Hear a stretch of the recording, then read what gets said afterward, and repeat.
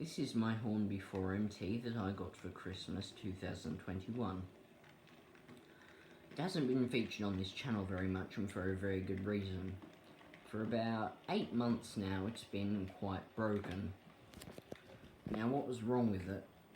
Well, the valve gear on one side we noticed in I think the first week of ownership was different. Now this has Walshart's valve gear on both sides, and I think it was this side that you're looking at now that was funny. It was tight, and this part here wasn't turning correctly. It was going around differently to the other side. And it was only about 3 weeks ago that I decided, let's fix it, because the wheels had been seized, and they had been seized previously, and this was fixed by removing and reattaching the base keeper plate. And then you thought, oh yeah, I've got a running engine, and then it would seize again. And that was because this part of the valve gear was funny. It was too tight. And so 3 weeks ago I said to myself, well, you know what, it's been apart for a long time, let's try and fix it. And so I did the most primitive thing possible, and I'm like, well, this engine's been broken for ages, it's been such a pain, I don't really care if I break it or not. I didn't break it, of course, and I pushed it. I think I did like that, and something went click, well, not really click, more of a silent push, but it seemed to have freed it up a lot. And I ran it, and it worked again, perfectly. Now, I won't be doing a review on this engine like I said I would because of its issues, and it would probably be an inaccurate testing of its performance, although this engine does perform quite well,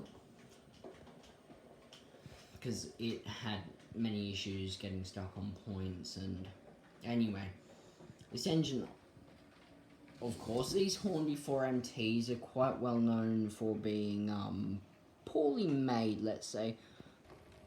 I bought this engine for, I think, $290 on sale.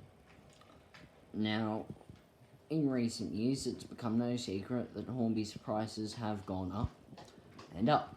I remember 6 or 7 years ago, maybe less, I think, last year in 2021, a Pacific locomotive, Gresley's famous A4s, would cost you $320 to $340.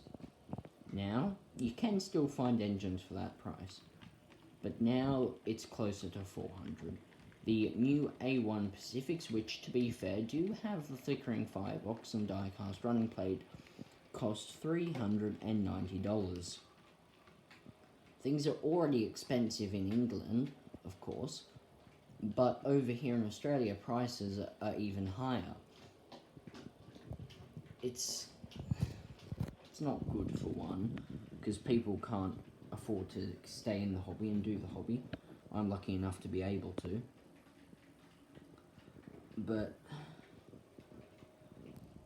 And quality as well has dropped drastically on Hornby's locomotives. Like, this engine I shouldn't have had any issue with it. It should have been fine from factory.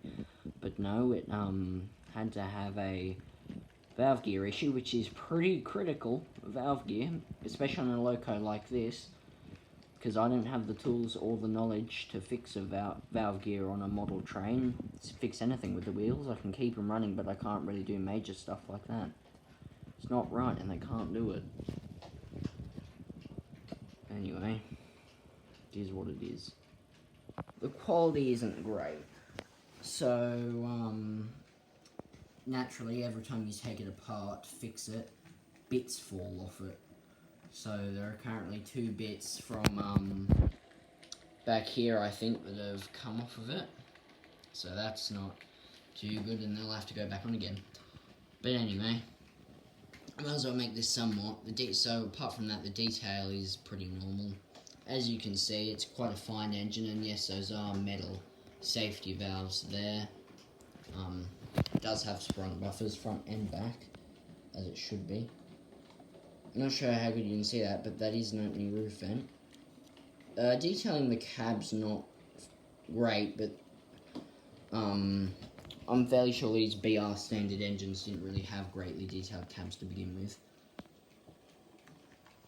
Packaging as usual, Hornby, as should be noted. Now, I'm not sure if on the front, got a bit of the pannier there. That hole, I'm not sure if that's accurate at all to the real model or the prototype. But it's got some nice detailing on it, so might as well. I've said I fixed it, so I better have fixed it. I better run. It was running earlier when I tested it. So away we go then.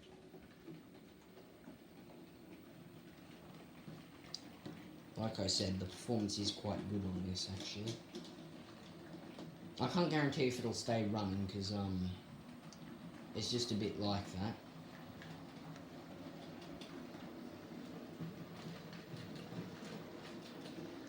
But as you can see, it's running very smoothly. And look at that beautiful Walschaerts valve gear. I reckon that's my favourite valve gear on a steam locomotive. It's just so satisfying to watch as a valve gear.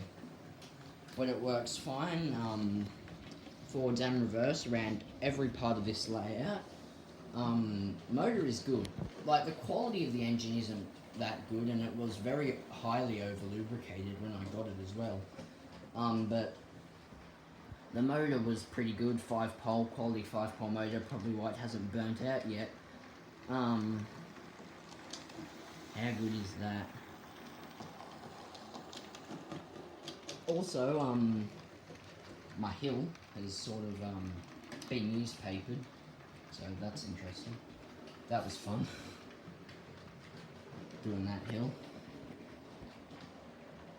But yeah, so 4MT works now, so I'll be good. That's another engine that I can run on this layout. Thanks for watching this YouTube video. Like and subscribe.